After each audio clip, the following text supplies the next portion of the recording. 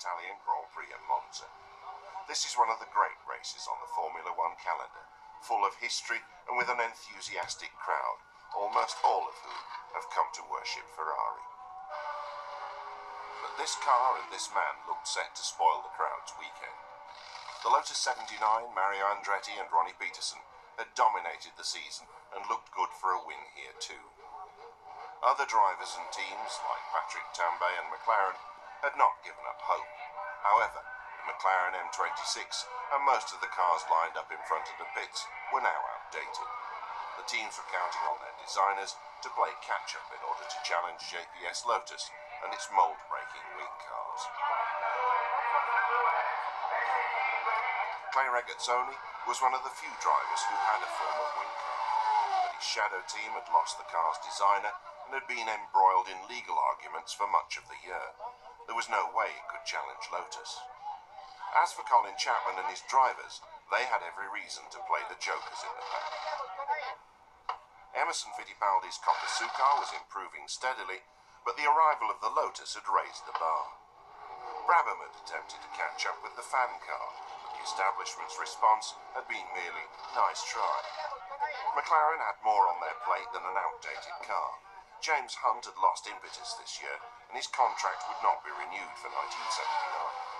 His replacement would be Ronnie Peterson, possibly paired with a young driver like Brazil's Nelson Piquet or Italy's Bruno Giacomelli.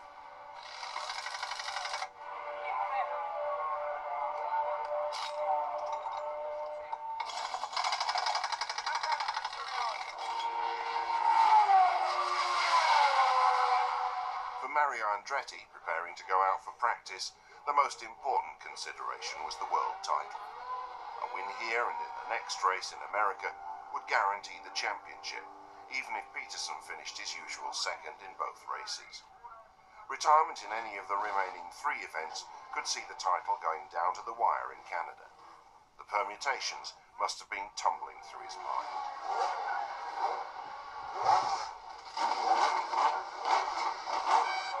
Patrick Tambay now knew that his teammate at McLaren next year would be Ronnie Peterson.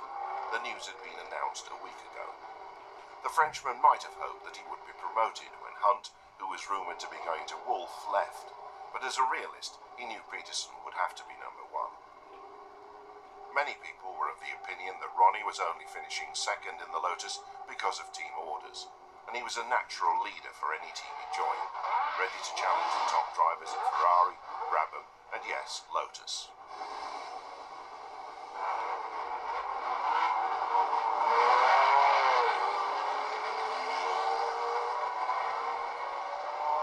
For Ronnie, the move to McLaren would be a challenge, and one that he would relish. But now is the time to stop thinking about the future and concentrate on the job in hand, practice. Brett Lunger's McLaren led the cars out of the pits, followed by Brambilla, G-Max, an Italian privateer who failed to qualify, Piquet, Patrese, Rabac, Giacomelli, Fittipaldi, Jones, Scheckter, Villeneuve, Daly, Blake-Molan, Hunt, Tambay, Andretti, Laffite and Pironi. Niki Lauda was 4th on the grid, and between him and Andretti on pole were 2 newcomers to the front 2 rows. Villeneuve had set 2nd fastest time, and in 3rd place was Jabouille in the Renault. The Canadian had captured the imagination of the fans by qualifying no less than 9 places ahead of Reutemann. As the mechanics topped up his fuel tank, he was allowed in 1978, the crowd must have been thinking that maybe he could challenge the all-conquering Lotus and Andretti.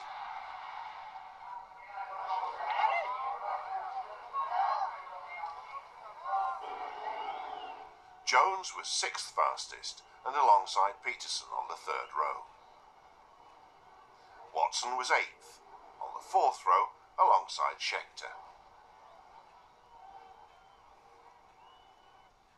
Reutemann languished back on row 6, and behind him was Fittipaldi.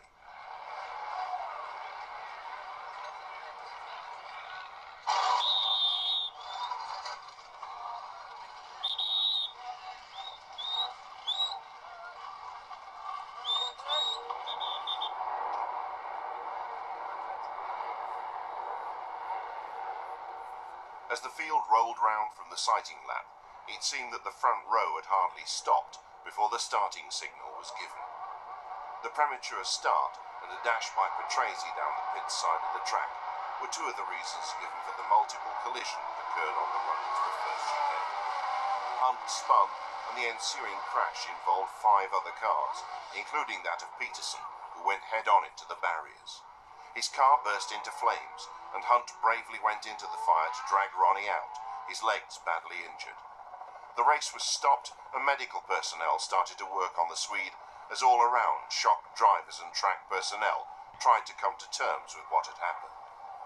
There was little they could do to help one of their most valued colleagues. That was a job for experts. Some stood in dismay and bewilderment.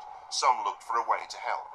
For the drivers who'd been involved, the best thing to do was to make their way back to the pits and their teams.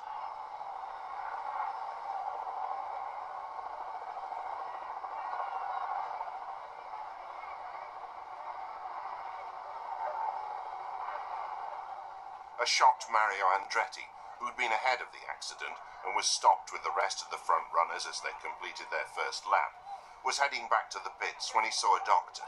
He urged him to go to his teammates' help.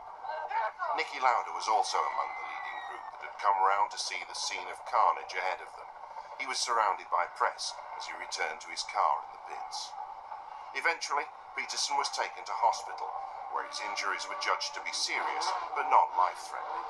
Preparations were made to restart the race. But it wasn't really a race. Nobody had the heart for it, and it ended as a fiasco. But worse was to come. That night, Ronnie Peterson died. Not from his injuries, but on the operating table of a Milan hospital. The show went on,